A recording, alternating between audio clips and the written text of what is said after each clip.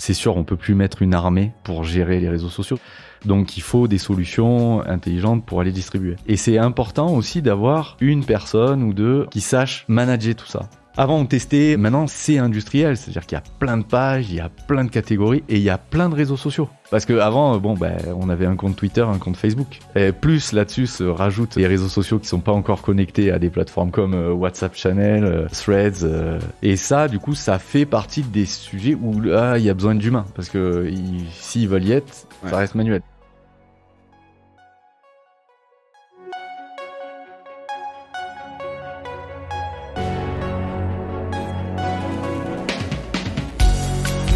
Bienvenue dans Mediarama, le podcast du futur des médias. Je suis François Desfossés et chaque semaine, je rencontre des entrepreneurs, des têtes penseuses et des experts de la galaxie média. Ce podcast est proposé par Cosa Vostra, agence de conseil tech et créative. Retrouvez-nous sur cosavostra.com.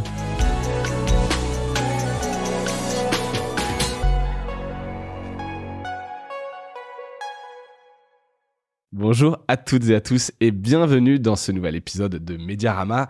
J'ai le plaisir de recevoir aujourd'hui Moïse Morard, le CEO et cofondateur de Nonly, une solution de publication pour les réseaux sociaux et de social listening. Donc pour ceux qui ne savent pas ce que ça veut dire, on va expliquer tout ça.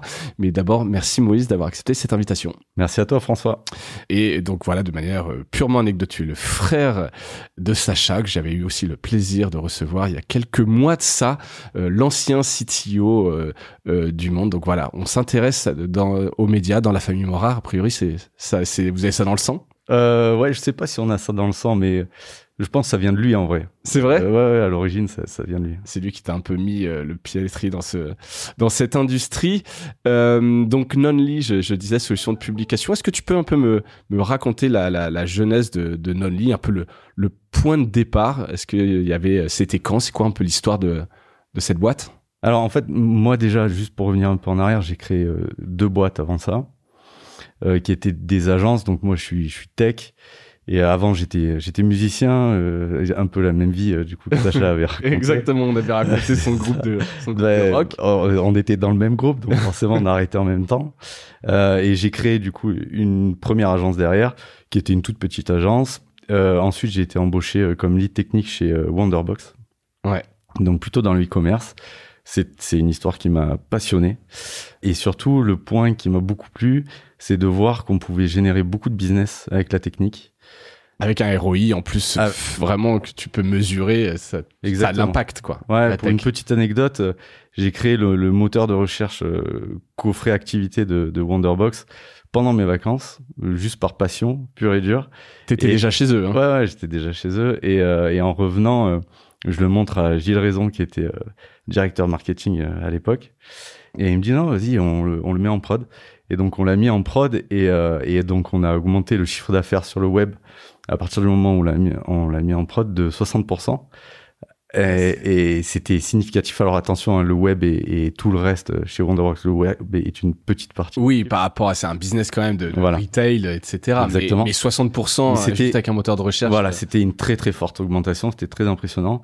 Et chez moi, ça a déclenché quelque chose en fait, de dire mais on peut vraiment générer du business avec la technique et c'est grisant quoi. Ouais, clairement. Et donc entre alors Wonderbox et donc ça c'était après donc tu crées ta première boîte. Voilà, donc après je crée une autre boîte. Alors là on devait faire du e-commerce, c'est quelque chose qui s'est pas fait. Ça a pas duré longtemps, ça a duré 6 mois. Et ensuite par contre là je suis devenu associé d'une société qui s'appelait Debonix, qui a été rachetée par le groupe Descours et Cabot après. Et là, de la même manière, j'aurais fait tout le SI, ce qui a permis, alors j'étais actionnaire minoritaire là-bas, qui nous a permis de vendre à Descours et Cabot. C'était une très très belle aventure parce on a doublé le chiffre d'affaires pendant que j'y étais. Et derrière, du coup, j'ai créé ma société, donc Moarty, qui est en fait du coup la société qui porte Nonly. D'accord.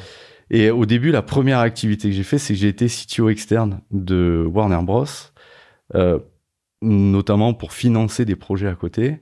Et j'avais vraiment pour souhait de financer une techno que je voulais créer et je savais pas encore exactement laquelle. D'accord, j'avais pas quelque chose en tête, mais tu savais que t'avais envie de créer. J'avais plein de choses en tête. Une tech. J'en avais plusieurs. Ouais.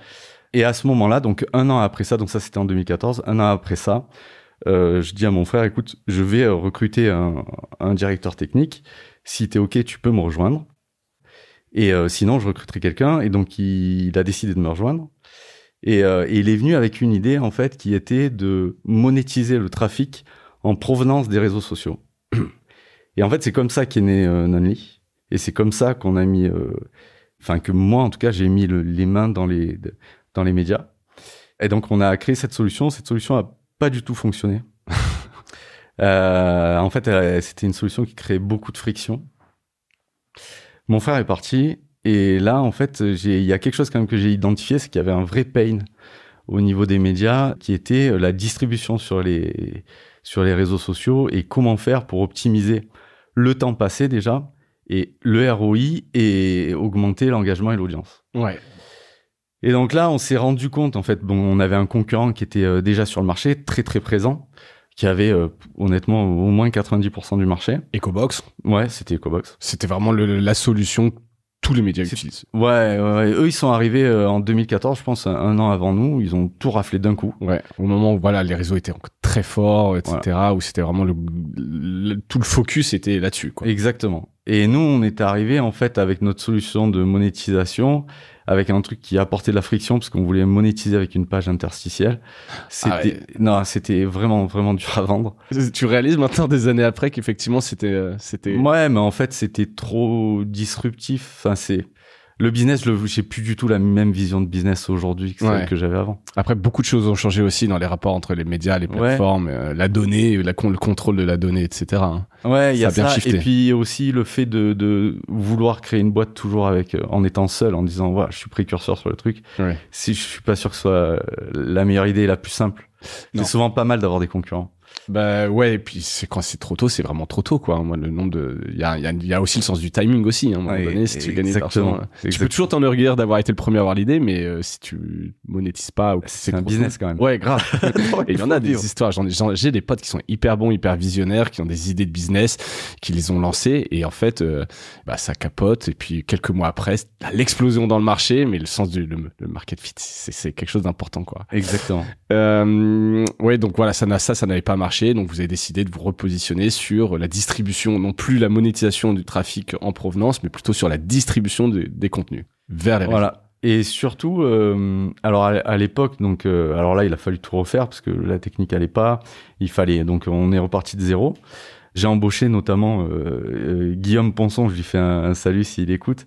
C'est quelqu'un en fait qui m'a formé des années auparavant, notamment chez Wonderbox et même chez Anaska, il me semble.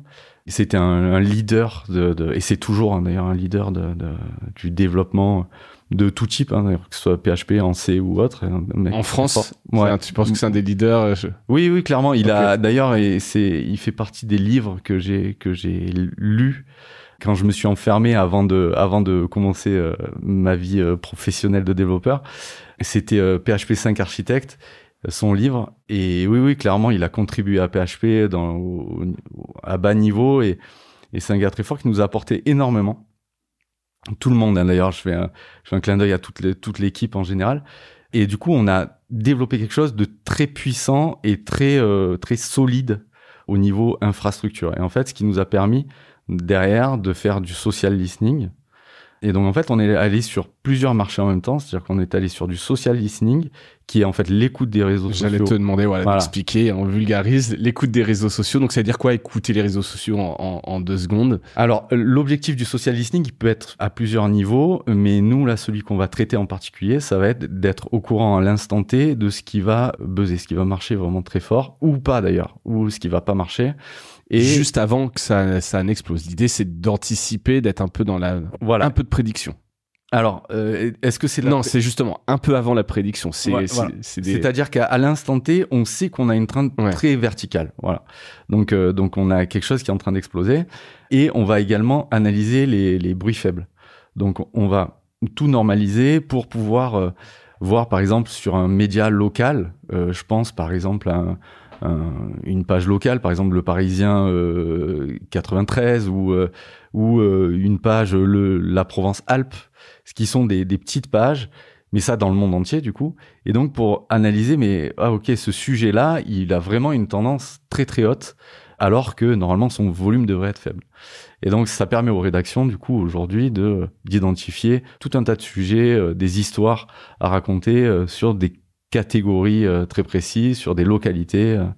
Voilà, donc c'est la partie social listening. Ouais, alors je fais mini aparté là-dessus. Je sais pas si tu connais Benoît Raphaël qui avait lancé un outil qui s'appelait Trendsboard. Il y a quelques années. Bah, tu vois, peut-être ça fait partie des gens qui ont des idées un peu tôt. Il avait vraiment créé un outil et je me souviens, plein de rédactions s'en étaient équipées. L'idée, c'était d'anticiper les signaux faibles sur les plateformes. Mais je pense que c'était un peu tôt, encore une fois, dans le marché. Donc, des bonnes idées comme ça, donc, qui ne sont même pas, tu vois, dans ton scope aujourd'hui. Donc, alors, ce qu'il faut savoir, c'est qu'en plus, le social listening, c'est très particulier parce que il faut avoir des partenariats pour pouvoir le faire. C'est-à-dire avec les plateformes, pour accéder pour pouvoir aux données. Écouter de façon fiable et rapide, il faut forcément avoir accès aux API. D'accord. Et alors, il y en a qui vont passer par des chemins détournés, mais le problème des chemins détournés, c'est ils peuvent être coupés, ils peuvent changer, et surtout ils sont plus lents. Et alors que les API sont faites pour ça, mais pour avoir ces accès-là, il faut avoir des reviews régulières avec les plateformes et eux être en partenariat officiel. Voilà, en fait. Voilà, exactement. Donc tu parlais aussi, ça fait partie un peu de ces bases solides de la solution, c'est avoir accès aux bonnes données. Exactement. Et il faut toujours leur montrer que non. Au niveau données personnelles, on les affiche jamais, voilà. Donc ouais, vous n'êtes pas Cambridge Analytics. Non. Et après ça, ils nous ont audité de façon encore plus régulière. Mais moi, en parlera peut-être justement tout à l'heure des rapports avec les relations avec les plateformes. Je reviens juste un peu sur donc le social listening, un outil de publication sur les réseaux sociaux. Ouais. C'est ça les deux jambes de Nonly aujourd'hui. Alors, il y en a un peu plus que ça, mais il y a la publication manuelle. Donc, effectivement, publier tout type de posts, vidéos, images, liens. Après, il y a l'automatisation de la publication, ce qui est une autre jambe pour moi. Après, il y a la partie analyse du trafic du site, donc nous ce qu'on appelle l'organic listening. Ouais. Donc aussi bien les données de page vue temps réel comme les données de paywall, des données de souscription, d'inscription à la newsletter, ce qui va permettre en fait de traiter les automatisations derrière. D'accord. Tu t'anticipes plein de questions, mais c'est pas très grave. Ah, je te repose. Non, mais c'est bien. Ça fait aussi partie de la discussion. C'est parce que c'est intéressant. Et j'essaie de finir cette petite carte d'identité. Tu vas voir, ça va aller très vite. Avec quels médias et réseaux sociaux vous travaillez? Alors les médias, ça va être dur de tous les citer. Parce qu'on a typologie aujourd'hui, parce que t'es avec avec la plupart des gros médias en France. Ouais, effectivement, on a la chance aujourd'hui d'être devenu leader en France. Et donc de travailler aussi bien avec le groupe Altis, le Parisien, le groupe La Dépêche, Sud-Ouest, Ouest France, TF1. Donc je suis désolé parce que je veux pas non, mais on a cité quelques-uns en essayant d'avoir des typologies, mais voilà, tu m'en parlais en préparant un peu cet épisode. Vous êtes vraiment et il y a taille de médias en fait en dessous de laquelle vous n'allez pas ou c'est pas intéressant. Non, absolument pas. Non. Je veux dire, je suis un pure player aujourd'hui. On est 3 dans mon équipe. On peut venir te voir. C'est intéressant. Ouais. Honnêtement, tous les médias peuvent venir nous voir. Alors, il y a peut-être un use case un peu moins traité aujourd'hui sur lequel on est en train de travailler. C'est le use case 100% automatique de publication de vidéos. Voilà, qui est un cas particulier. Ouais. Typiquement, alors Brut est pas client chez nous, mais je pense que Brut ou Réel Média, par exemple, pourraient être dans ce cas-là, bien que eux, au niveau des analyses, Nonly pourrait être très pertinent pour eux. Mais sinon, tous les autres types de médias, que ce soit radio, télé, presse, fonctionnent parfaitement. Et même plus large que ça, on pourrait dire que même les marques peuvent utiliser parce que ça reste intéressant d'avoir ces données et de savoir ce qu'on publie, c'est pas que des contenus. Bon, et là on est sur Mediarama, donc on va se concentrer un peu sur les médias, et puis c'est quand même par là que vous avez que vous démarrez et que vous êtes là, que vous êtes concentré là-dessus. Ouais. On en parlera peut-être sur les perspectives. On a parlé quand même pas mal de tech. Pour toi, Nonly, c'est une solution tech, c'est aussi une boîte de service, c'est un mix des deux, ou c'est vraiment full automatique en mode SaaS? Alors nous, c'est full automatique en mode SaaS, donc c'est vraiment une boîte tech. avec une ADN tech. On est quasiment que des techs à l'intérieur. Et au niveau du service, on peut dire qu'il y en a un peu quand même parce que il y a toujours une formation ou deux. Moi, j'aime bien quand il y en a deux, quand ils prennent en main Nonly. Et après, on est toujours ouvert. Et souvent, c'est moi qui le fais en général. Et je prends beaucoup de plaisir à le faire parce que ça me permet d'améliorer l'outil, de penser à d'autres d'avoir choses. des vrais retours d'utilisateurs. Parce que souvent, dans ce genre de solution, tu as quand même besoin un peu d'aide sur l'analyse. On en parlera peut-être un petit peu après, mais ça s'optimise. Je sais que souvent, par exemple, c'est le problème dans les paywalls dynamiques. On met un paywall, mais en fait, derrière, il y a besoin d'accompagnement pour bien utiliser l'outil. Ouais. Alors là, il y a 2 points. Parce qu'en fait, le support, effectivement, est important, mais c'est important aussi qu'il n'y ait pas trop de support. Et pour qu'il n'y ait pas trop de support, il faut que l'ergonomie soit très bonne. Et donc, il faut vraiment suivre les demandes pour faire en sorte que ces demandes-là soient plus des demandes après, quoi. Ouais. Donc ça, c'est un peu le mindset qu'on essaie d'avoir, c'est de toujours faire évoluer l'outil pour que les demandes disparaissent. Ouais. Rester dans ce côté SaaS un maximum. Et exactement. Et c'est important parce que si on veut garder de la rentabilité et... C'est toute la beauté du SaaS, c'est toute la complexité. Ne pas rentrer dans le spécifique et puis faire en sorte que tu aies le moins besoin d'interaction avec ton client. Et puis réussir aussi à identifier quand un client demande quelque chose que ça va devenir une généralité. Ouais. Ou pas, ou c'est trop spécifique. Voilà. Et là, dire dire non. Voilà. Savoir dire non aussi, c'est important. C'est quoi les objectifs des clients qui viennent te voir c'est parce qu'ils ont manque de ressources. C'est quoi l'objectif principal, tu dirais Alors, ça a évolué. Hein. Ça a évolué au fur et à mesure des années. Là, en ce moment, c'est une période un peu particulière parce qu'il y a eu pas mal de friction entre les plateformes et les médias. You don't say. Et donc, du coup, là, aujourd'hui, c'est plus pour pallier à une problématique attention, le trafic en provenance des réseaux sociaux est en baisse. Comment on fait pour y pallier? Il y a ça. Et après, il y a aussi... on a une toute petite équipe, voire pas d'équipe, et on n'arrive pas à distribuer, quoi. Voilà, donc on va répondre à ces pain points. Principalement. Ouais. Donc je suis allé sur le site pour glaner un peu des infos, et j'ai vu quelque chose qui est vraiment mis en avant et que je ne connaissais pas, donc c'est pas ma spécialité les réseaux sociaux, je pense que tu l'auras compris ou tu le comprendras. Vous promettez d'aider les médias à bâtir un socle social solide. Les 3 S. Il y a peut-être un truc à faire. C'est pas facile. Un socle social solide. Qu'est-ce que c'est? C'est quelque chose que vous avez théorisé quelque part? Ouais, en fait, un socle social solide, c'est par exemple dire, vous avez des verticales, vous avez plusieurs verticales, vous avez plusieurs pages, mais vous n'arrivez pas à les faire vivre. On va les faire vivre grâce à Nonly, grâce à une automatisation vraiment intelligente en allant chercher les contenus qui sont pertinents pour ces verticales-là, et vous n'êtes pas obligé de les abandonner. Parce qu'en fait, ce qui s'est produit, c'est qu'au fur et à mesure, ça coûtait tellement d'argent en fait de maintenir la distribution sur les différents réseaux sociaux que pas mal de médias ont coupé des pages. Et ce qui est dommage parce qu'en fait, je prends un exemple tout simple. Par exemple, c'est pas le cas, mais imaginons que je suis passionné de running.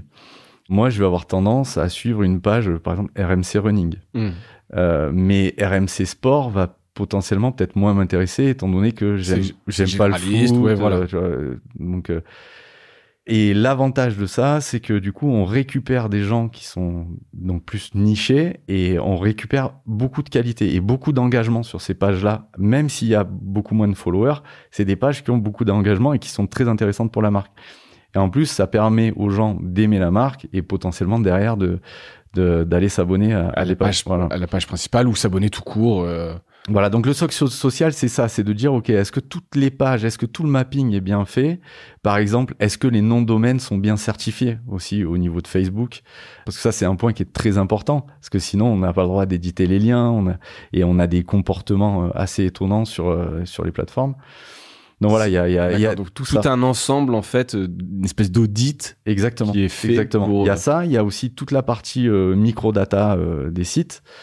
Parce que nous, on a un robot qui va passer, qui va analyser toute la microdata. Et si la microdata... Alors, la microdata, tu mets quoi dans la microdata? Alors, la microdata, ça va être tout ce que va lire un moteur de recherche pour savoir de quelle catégorie est le contenu, quels sont les mots-clés à l'intérieur. Alors, même si c'est pas utilisé en termes de référencement pur, mais ça va être plutôt pour classer des topics, des endroits, donc pour les différents moteurs de recherche. Donc c'est dans le sitemap ou le sitemap est un des composants de ces microdata? Non, c'est vraiment sur l'article. Sur l'article. C'est vraiment sur la page article elle-même. Déjà, savoir que c'est un article. D'accord. C'est un type article. Est-ce que c'est un type article? Est-ce que c'est un type vidéo?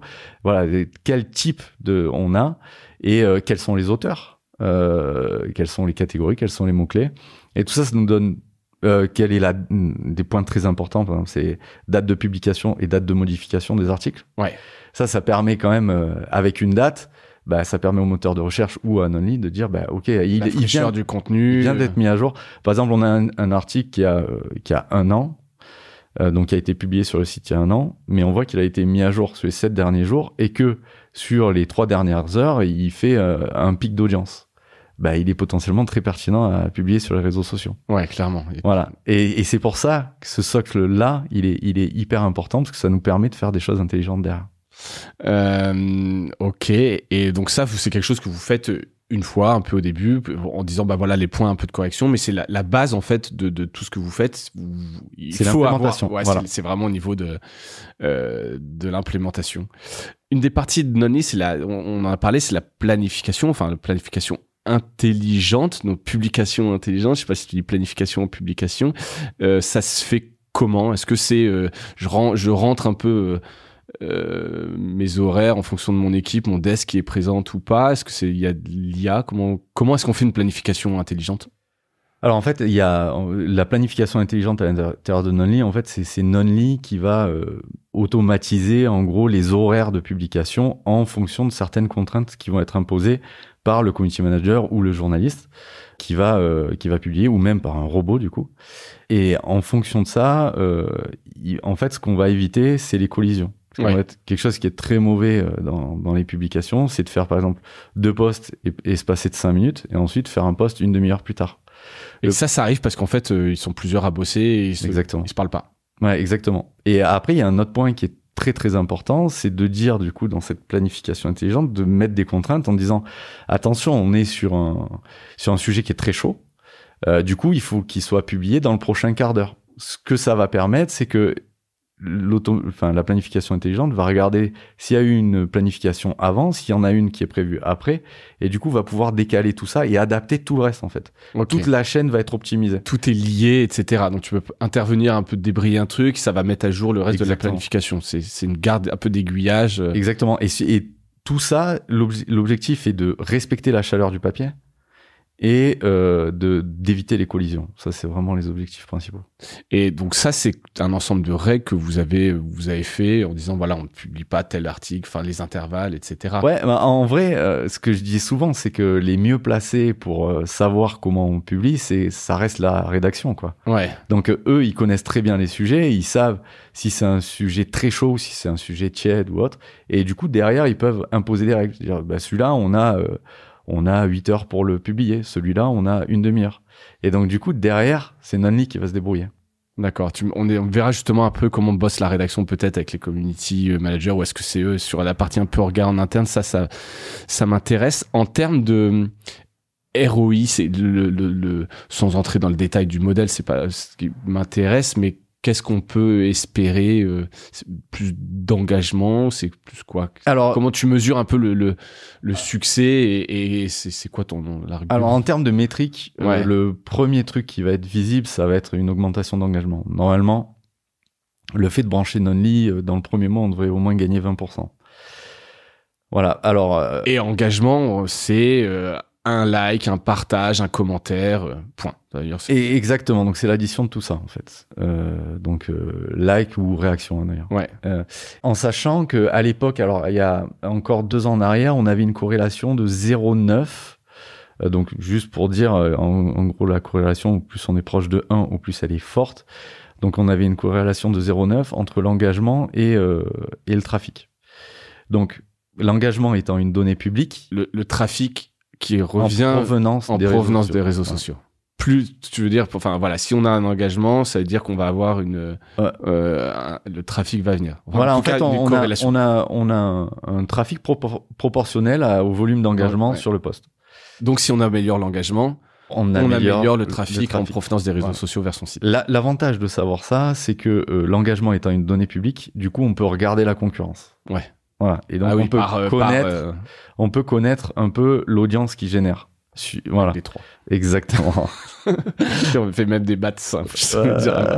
D'accord, mais ça te permet effectivement de surveiller la concurrence et de te positionner. Voilà.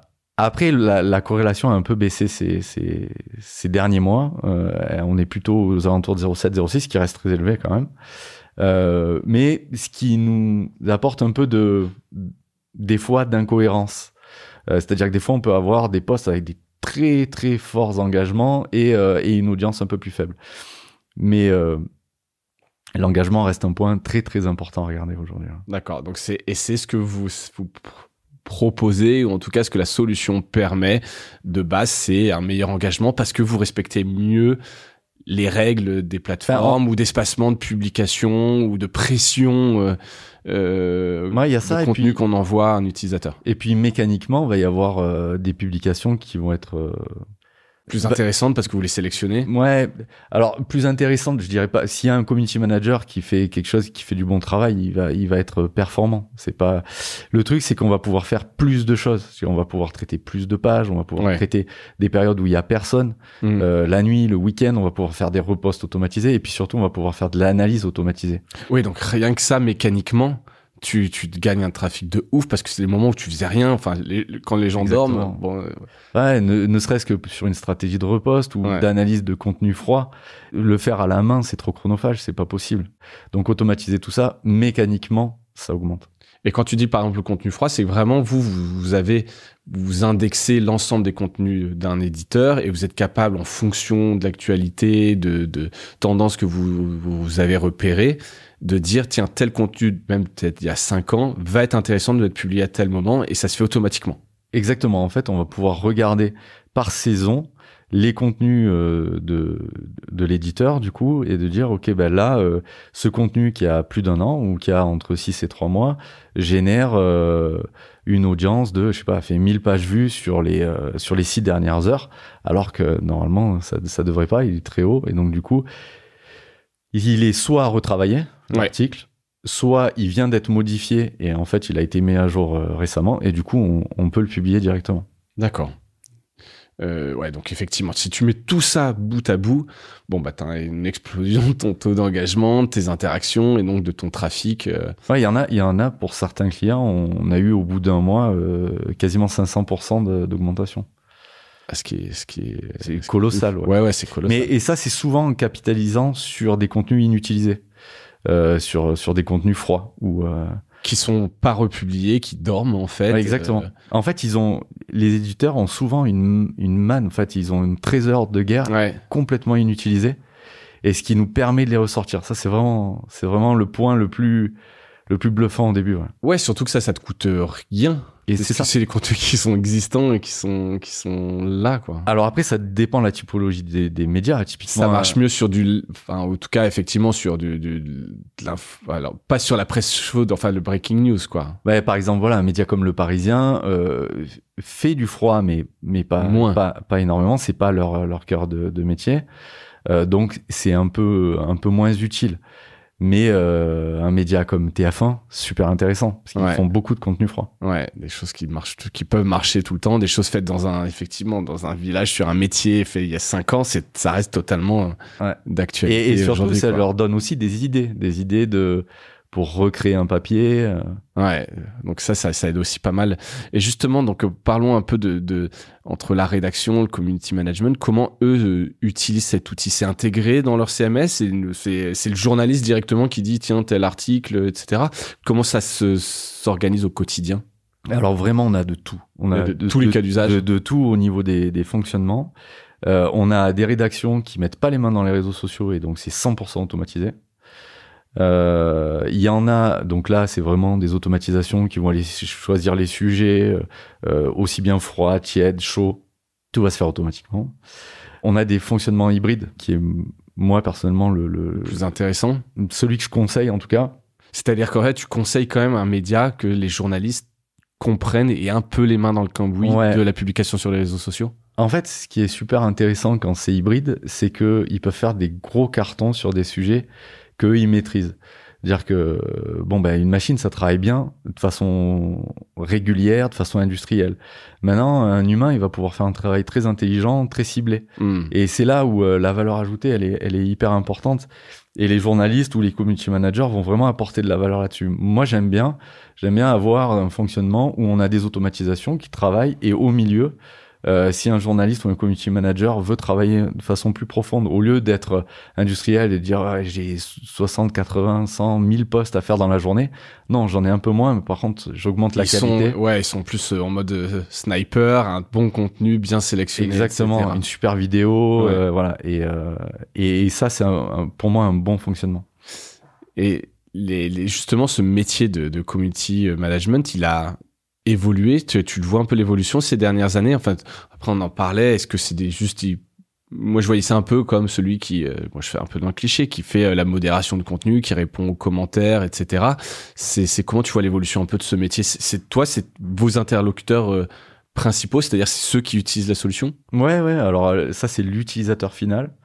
Moi, je trouve qu'il a effectivement évolué. Et je pense qu'il faut que les community managers l'aient en tête aussi, c'est que il évolue dans le sens de la donnée. C'est-à-dire que il faut de plus en plus que les community managers soient capables d'analyser la donnée et la comprendre. Parce qu'en fait, la lire, c'est quelque chose, voir un chiffre, c'est quelque chose, mais c'est aussi comprendre ce qu'il y a derrière. Qu'est-ce qui s'est passé? Est-ce qu'on est sur quelque chose qui est biaisé? Parce qu'il y a des résultats, des fois, qui sont incohérents, on comprend pas pourquoi un post n'a pas marché, par exemple, alors qu'il aurait dû. Ouais. C'est peut-être tout simplement parce qu'à ce moment-là, l'algo de Facebook, soit il y a eu un bug, parce qu'il y en a plein, il y en a tous les jours, soit il y a eu un bug et la distribution s'est pas faite, et il faut l'accepter, et il faut derrière republier le papier, lui redonner une chance, ou la vidéo, et du coup comprendre, et après sur le long terme, dire ok, là quel type de post fonctionne, aussi bien en social listening que même sur les analyses de performance de ses propres posts, et comprendre ce qu'est une médiane, fonctionner au percentile, donc c'est un peu technique, mais... Non, mais c'est intéressant, mais et justement, les community managers comprennent tout ça? Est-ce qu'ils sont formés? Tu vois, je sais même pas s'il y a un diplôme de formation de community management, ou est-ce que on t'apprend sur le tas? Alors, pour ma part, je sais pas exactement s'il y a des diplômes ou autres. Moi, je vois que les endroits, les rédactions qui ont des community managers, qui ont de l'expérience, en général, ce sont quand même des rédactions qui font des super résultats. Maintenant, un peu l'inconvénient derrière, c'est d'être tête dans le guidon et de penser qu'à sa création de contenu. Ouais.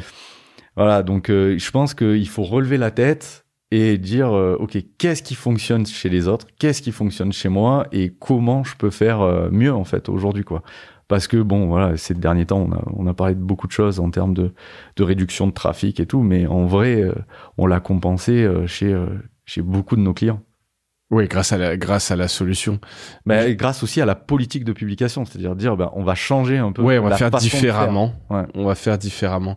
Mais je reviens quand même, c'est community management, parce que là, tu dis, lire la donnée, c'est quand même pas de donner à tout le monde. Je veux dire, tu vois, que le côté je modère du contenu, je suis un peu journaliste, je sais faire, etc. Et d'un coup, je me retrouve avec des dashboards et je dois anticiper, comprendre des données et tout. C'est pas. Non, c'est un vrai sujet. C'est un vrai sujet. Et en même temps, ils ont tous mis un peu les mains dans CrowdTangle au moins. Ouais.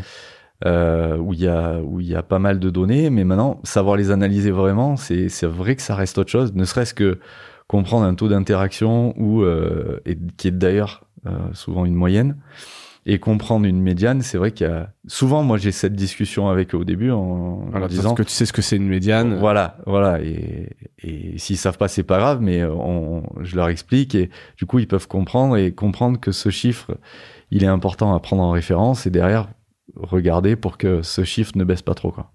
Et tu trouves quand même que c'est un niveau... Je sais pas si tu t'as voyagé dans d'autres pays, voir d'autres médias, savoir un peu en France le niveau des community managers.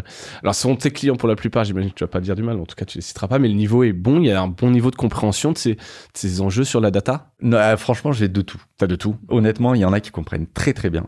Alors là, pour le coup, je peux citer Adrien Touvenel, qui m'impressionne parce que donc il est chez BFM TV. Sa cote va exploser après ça. Non, mais il a fait un travail formidable, honnêtement. C'est lui qui a identifié très très tôt que les types liens étaient dépréciés. Et il a fait une politique de publication qui a super bien marché, qui a été suivie par la plupart des médias derrière. Et après, il y en a qui le voient très très très très très tard. Et même si on les alerte, et donc il faut effectivement être fait. Donc non, le niveau est clairement disparate. D'accord. Mais c'est peut-être aussi, enfin là on va parler un petit peu des plateformes si tu veux bien. Tu vois, j'animais une table ronde au Geste avec notamment parmi les médias Le Figaro qui disait que le trafic était en provenance des réseaux sociaux d'entre 5 et 10%. Et j'ai le souvenir d'il y a quelques années, ça pouvait monter à 50%, certains même 60%. Il y avait vraiment une explosion, etc. Et là, tu sens ces dernières années, on va pas refaire toute l'histoire, mais que le changement de stratégie des plateformes fait que ça a un petit peu baissé. Donc forcément, il y a peut-être un petit peu un désinvestissement de la part des médias là-dessus. Ouais, tu vois, un changement de shift en disant bon, maintenant ça se passe chez nous et peut-être on regarde ça d'un peu plus loin et on met plus all-in là-dessus. Ouais, après c'est logique, il faut être cohérent avec la réalité. La recette qu'il y a derrière, quoi. Donc c'est normal et c'est vrai que c'est important d'investir de façon. Il disait quand même, tu vois, pardon, mais que il perdait de l'argent globalement, c'est des centres de coûts, les réseaux sociaux. Alors on y fait de la notoriété, sur certains on peut monétiser, mais parce que c'est vrai que là on a quand même pas mal parlé de Facebook. Je sais pas d'ailleurs si vous êtes sur quel réseau, j'aurais peut-être pu te demander sur la carte d'identité, sur lesquels vous agissez principalement. Sur Facebook, Instagram, Twitter, TikTok et LinkedIn. Ouais. Et là on va en rajouter un. Ouais, j'imagine. Mais donc effectivement, après, c'est peut-être intéressant aussi de prendre au cas par cas. C'est pas du tout les mêmes stratégies. Tout ce qu'on a dit, c'était quand même beaucoup Facebook, où il reste quand même beaucoup de volume sur Facebook. Oui, ça reste quand même très important. Ouais. Même si ça a baissé, ça reste important. Surtout si on a une bonne stratégie. Ça fonctionne toujours très bien. On arrive à compenser quand même la perte. Pas autant, ça a quand même baissé. Mais on arrive à compenser. Ce que je trouve plutôt sain, quelque part aussi. Je pense que dépendre uniquement d'une plateforme, ça peut être... Ouais, effectivement. Et d'ailleurs, il y a eu un sujet qui disait que Twitter, par exemple, était en baisse. Nous, c'est pas du tout ce qu'on constate. Globalement, sur l'ensemble de tes clients, tu vois pas une baisse du trafic en fait, ce qui a changé, c'est que la politique de Twitter a changé, donc a fait payer en gros le nombre de tweets, parce que derrière, il a fallu payer les applications. Mais ceux qui ont investi dedans, ils ont pas perdu de trafic. D'accord. Mais par contre, il y en a beaucoup qui ont désinvesti, ouais. Et donc du coup, ils ont perdu le trafic. Mais bon, là, c'est mécanique. Et toi, ça t'inquiète pas un peu ce changement de permanent d'algorithme, de stratégie des réseaux sociaux? T'es quand même vraiment complètement lié à ces plateformes. Ouais, alors c'est le fameux truc de dire on fait un business dans le jardin du voisin. Ouais. Alors c'est un sujet. Après, on est tous dépendants à un moment donné d'un gros, quoi. Malheureusement et heureusement, parce que donc effectivement ça reste un risque. Après, on l'a dilué parce qu'on a plusieurs plateformes aujourd'hui et surtout on est en bon terme avec eux et c'est important pour nous. Moi, ce qui me dérange plus, c'est quand ils sont en friction, les plateformes avec les médias, et que du coup, on est un peu entre le marteau et l'enclume. Ouais. Et le pire dans tout ça, c'est quand les plateformes ont des bugs, et c'est nous qui faisons les intermédiaires. Et ça c'est tout le temps. Ça, c'est en fait quasiment le plus gros de notre support. Un bug sur Facebook, et c'est vous qu'on appelle, les médias vous appellent en disant « faut me réparer ça », quoi. Voilà. Et alors après, ils sont sensibilisés, ils le savent, on leur envoie donc nous, on écrit régulièrement aux plateformes pour ça. Et puis surtout, il y a des périodes où ça marche pas pendant longtemps, quoi. Et ça, c'est dingue, non? Ouais, c'est dommage. Ouais.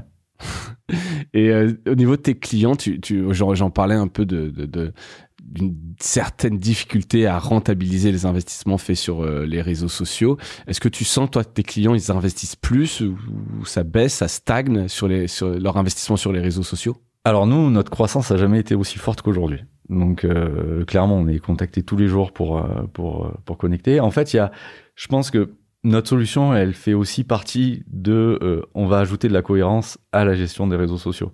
C'est-à-dire que c'est sûr, on peut plus mettre une armée pour gérer les réseaux sociaux. Ça coûte trop cher. Ouais. Donc ça, c'est juste logique, en fait. Donc, il faut des solutions intelligentes pour aller distribuer. Qui rationalisent, qui mutualisent. Exactement. Et c'est important aussi d'avoir une personne ou deux, en tout cas, qui sache manager tout ça. Et voilà, en fait, c'est dans ce sens-là que ça change. C'est plus rationaliser. Une sorte de maturité. Ouais, c'est ça. Avant, on testait, on faisait des petits tests. Maintenant, ça reste c'est industriel. C'est-à-dire qu'il y a plein de pages, il y a plein de catégories et il y a plein de réseaux sociaux. Ouais. Parce que avant, on avait un compte Twitter, un compte Facebook. Et c'était à peu près tout. Je veux dire, il y a 10 ans, c'était pour les médias, c'était tout. Il y avait que ça. Maintenant, il y en a partout. Ouais. Et plus là-dessus se rajoutent les réseaux sociaux qui sont pas encore connectés à des plateformes comme nous, comme WhatsApp Channel, Threads. Ou même Blue Sky, qu'on n'a pas connecté encore, mais... Mastodonte. Mastodon aussi, effectivement. Ça fait partie de notre roadmap, d'ailleurs, mais...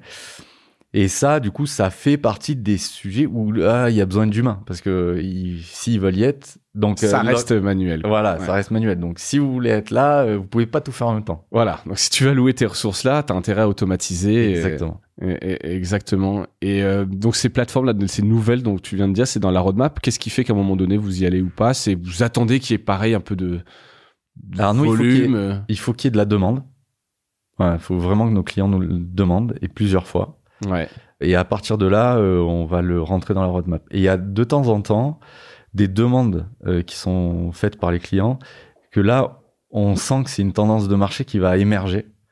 Et typiquement, par exemple, la génération des images intelligentes, donc génération des images qu'on voit beaucoup aujourd'hui. Générative.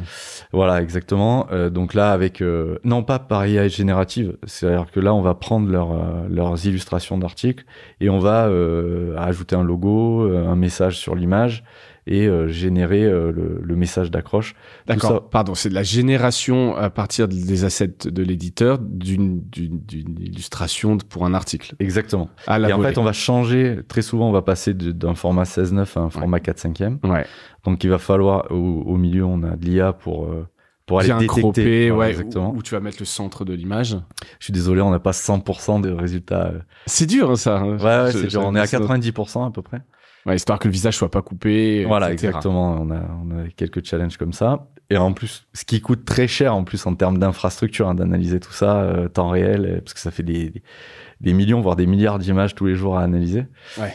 Donc voilà. Et donc ça, c'était clairement une tendance de marché qu'on a vu dessiner à juin de l'année dernière. Et donc on est parti très vite en développement sur cette fonctionnalité qu'on a sorti au mois de septembre et qui a fait un carton en fait. Quand vous sortez une fonctionnalité comme ça, elle est disponible immédiatement pour tout le monde. C'est un package global. Ouais.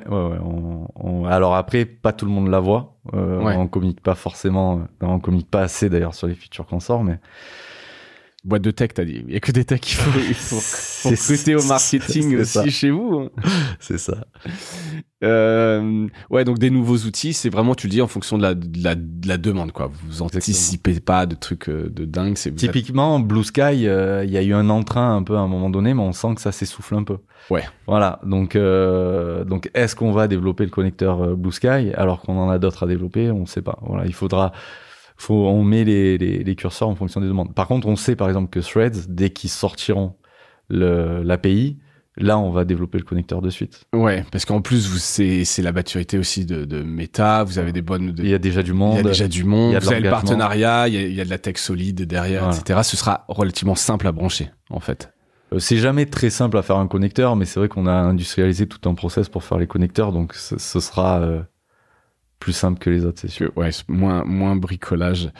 Et si on se projette un petit peu dans l'année, est-ce qu'il y a d'autres produits que tu te vois proposer aux médias? Si on sort un petit peu de ce cadre publication, social listening, est-ce qu'il y a d'autres choses en tête? Déjà, dans les donc 5 use cases, je crois que je t'ai cité tout à l'heure, ça fait déjà beaucoup. Ouais.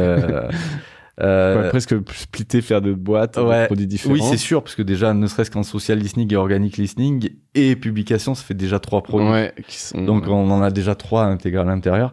Notre objectif, c'est toujours d'être meilleur dans ce qu'on fait. C'est toujours que l'ergonomie soit améliorer tout le temps, donc éviter un clic supplémentaire, tout ça, que tout le monde gagne du temps. Vous avez des UX en interne, tu dis la tech, ouais, c'est... Ouais, oui, on a des UX en interne. On analyse toujours le chemin, est-ce qu'il est plus long, plus court, et on prend les retours utilisateurs très à cœur. Et après, au niveau de la roadmap, voilà, les points importants sont plutôt les connecteurs et après, il va y avoir l'arrêt de CrowdTangle, du coup, le 14 août. C'est vrai que ça a été annoncé. Hein. Je vais pas dire qu'il y a un choc. Tu sais pourquoi ils arrêtent d'ailleurs? Alors, on s'y attendait. Hein. Non, moi, je suis pas dans les petits papiers. Personne l'est, mais moi, j'ai trouvé ça étonnant comme annonce. Beaucoup de gens l'utilisaient, c'était très utile. Je sais pas, est-ce que c'est un problème de monétisation ou... Alors, honnêtement, on s'en doutait. On s'en doutait depuis 2 ans. Notamment quand on a vu des problèmes de données arriver dans CrowdTangle avec des latences assez importantes. Et on a bien vu que là maintenant c'était plus vraiment à jour. D'accord, ça traduisait une espèce de désintéressement pour toi, ces genres d'erreurs et les latences. Je pense que ça traduisait plus des investissements qui étaient plus vraiment faits en fait. Ouais, c'était plus ça. Je pense qu'en termes de business, faut reconnaître que c'était un outil gratuit, hein, donc après ça reste une entreprise aussi. Hein. Ouais, et puis qu'il y a eu des difficultés, qui a fait des gros licenciements aussi, comme toutes les grosses boîtes tech. Donc peut-être ils se disent, ça peut être une décision prise en 2 minutes. Bon ça, voilà, c'est gentil, on gagne pas d'argent, on arrête. Quoi. Voilà. Et en plus de ça, quand ils ont donné CrowdTangle à tous les médias, nous on commençait à travailler sur le social listening. On s'est dit, c'est un peu dur. Parce que là, il y a un business. En fait, et après, on l'a pas pris comme ça. On s'est dit, c'est pas grave, on va complémenter l'offre de CrowdTangle, que je trouve vraiment que c'est un outil fabuleux. Hein. Ouais. Et là, le fait qu'ils arrêtent, notre objectif va être clairement de remplacer le manque qui va être créé. Alors nous, on fait déjà beaucoup de choses que CrowdTangle fait, et on a à peu près 5 à 10% de CrowdTangle qu'on fait pas, et qu'il va falloir rajouter d'ici là. D'accord, mais pour toi, c'était une super news business-wise, comme on dit. Ouais, alors je me réjouis pas forcément qu'un bon produit gratuit qui aide les médias à disparaître. Surtout, moi, j'ai toujours conseillé à l'utilisation à tous nos clients. Mais effectivement, pour nous, c'est quand même une opportunité de marché. Il faut le reconnaître. Mais tu vois, ça prouve encore, s'il le fallait, des engagements quand même de Meta, de Facebook sur les médias. Tu vois, se dire, allez, on arrête ce truc-là, ça un coup de canif, je trouve, de plus. Alors, moi, mon avis là-dessus, c'est que en ce moment, les jours sont un peu sombres entre les plateformes et les médias. Mais je pense que les médias et les plateformes ont besoin l'un de l'autre. Ouais. Voilà. L'un des contenus. C'est vraiment une relation interdépendante. Ouais. Je pense que les plateformes peuvent pas exister sans de la vraie news. Et les médias ont besoin du trafic. Ont besoin de visibilité, ont besoin de distribuer leur contenu. Ils peuvent pas vivre en vase clos avec leur propre. C'est pas possible. Non, t'as raison. Donc, il y aura des jours meilleurs, quoi. On l'espère. Il y a eu des tentatives, il y a eu beaucoup de choses, mais c'est vrai que t'as raison, ces dernières années, entre tout ce que Google a investi, et puis en pensant qu'avec les subventions, ils pourraient gagner cette confiance, mais ça a été compliqué. On va pas refaire tout le match, encore une fois, puis de toute façon, c'est un match qui est jamais terminé. Mais toi, t'es plutôt confiant sur le fait qu'il y aura des jours meilleurs, parce que ils ont besoin l'un de l'autre. J'en suis sûr, même parce que, on a tous besoin d'exister ailleurs. Ouais.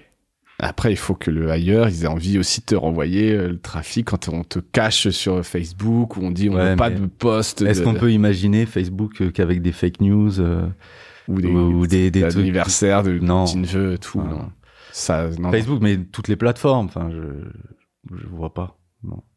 Donc, il faut faire avec, essayer de bien faire, et Nonly est une réponse à ça.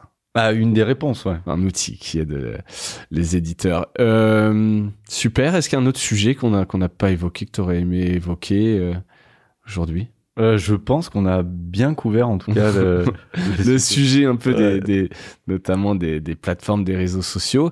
Dernière question, mon cher Moïse. Est-ce que tu as un truc cool à nous recommander? Et non, ça ne peut pas être Nonly, parce que ça l'est, et j'espère que les gens l'auront compris, ont envie de tester en tout cas, mais voilà, autre chose que ce que tu veux. Alors, un truc cool, et pour mes 40 ans, on m'a offert un cadeau qui était assez intéressant et j'aime bien les sensations fortes et ils m'ont offert une session de flyboard, donc la fameuse machine créée par Frankie Zapata. Ouais. Que tu as fait déjà? Ouais, j'ai fait et c'était dingue. C'est vrai. Vraiment, ouais. C'est dommage que ce soit c'est un peu cher quand même la session. C'est combien? Je crois que c'est 90 € la demi-heure. Ça va, enfin, je veux dire, tu regardes un saut en parachute, tu regardes même les... Ouais, mais en fait, quand t'en as fait une fois, t'as envie d'en faire, tu vois, beaucoup. Comme, tu sais, les...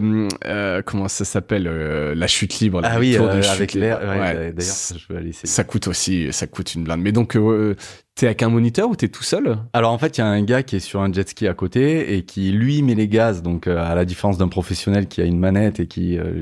Donc, c'était propulsé par... eau, hein, c'est ça? Ouais, c'est ça. T'es sur l'eau, ouais. Parce qu'il y en a vraiment avec genre des petits réacteurs, etc. Mais là, je pense qu'il alors, faut un peu de formation. C'est encore un autre truc. Ça, c'est l'autre format, celui d'après qu'il a créé. Ouais. Et effectivement, alors après, si on est un peu à l'aise, si on a fait un peu du ski, enfin des sports de glisse, on s'en sort assez bien. Ouais, parce que c'est l'équilibre, les quarts, etc. C'est ça. Ouais. Et ça, c'était trop bien. Bon, bah, donc ça, c'est vrai. Et flyboard, je savais pas que ça s'appelait le flyboard.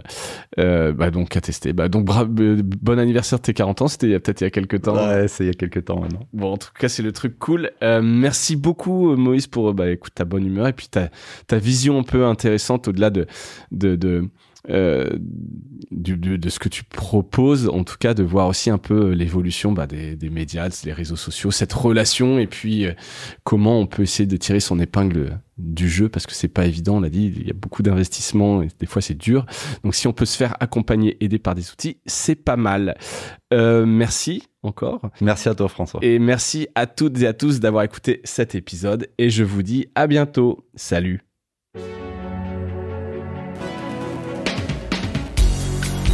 Voilà, Mediarama s'achève.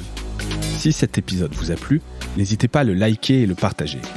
Et puis, si vous souhaitez être accompagné par notre agence Cosa Vostra, contactez-moi par mail mediarama@cosavostra.com. Portez-vous bien.